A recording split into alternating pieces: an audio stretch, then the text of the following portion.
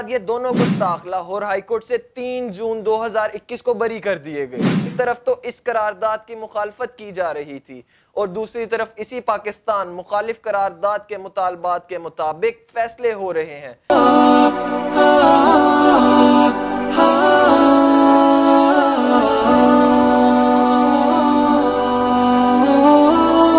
السلام علیکم ناظرین، میں ہوں آپ کا میزبان عبدالرافع اور آپ دیکھ رہے ہیں زوم میڈیا۔ اس ویڈیو میں آپ کو بتاؤں گا ایک افسوسناک خبر کے بارے میں۔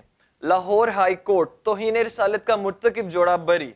پنجاب کے ضلع ٹوبہ ٹیک سنگھ کے علاقے گوجرا کے اسکول کے چوکیدار شفقت ایمانوئل اور اس کی بیوی شگفتہ مسیح کو جولائی 2013 میں پاکستان پینل کوڈ کی دفعہ 295 سی یعنی کہ 295 سی کے تحت گرفتار کیا گیا تھا۔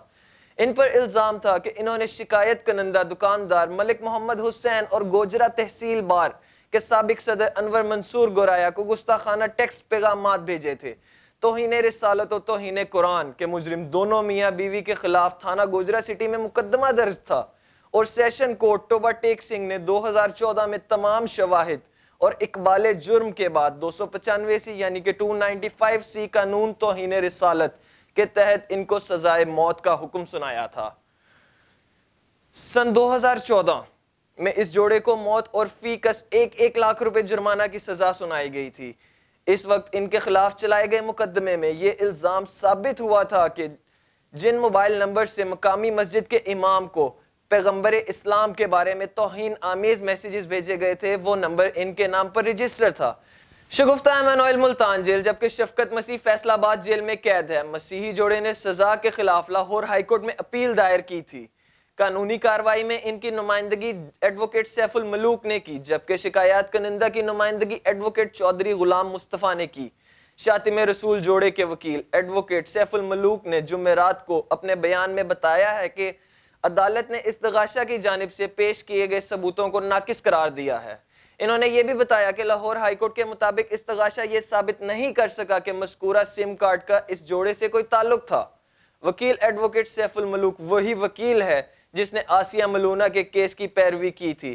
قانون کے مطابق اس فیصلے کے خلاف سپریم کورٹ میں 1 ہفتہ تک نظر ثانی کی اپیل کی جا سکتی ہے۔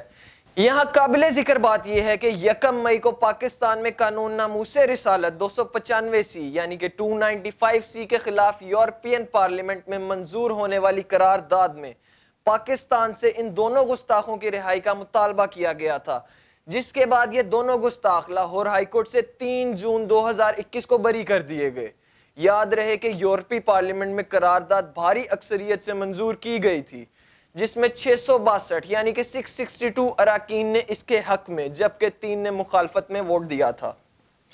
پاکستان نے یورپی پارلیمنٹ کی جانب سے ملک میں توہین رسالت کے قانون کے حوالے قرارداد کی منظوری پر مایوسی کا اظہار کیا تھا۔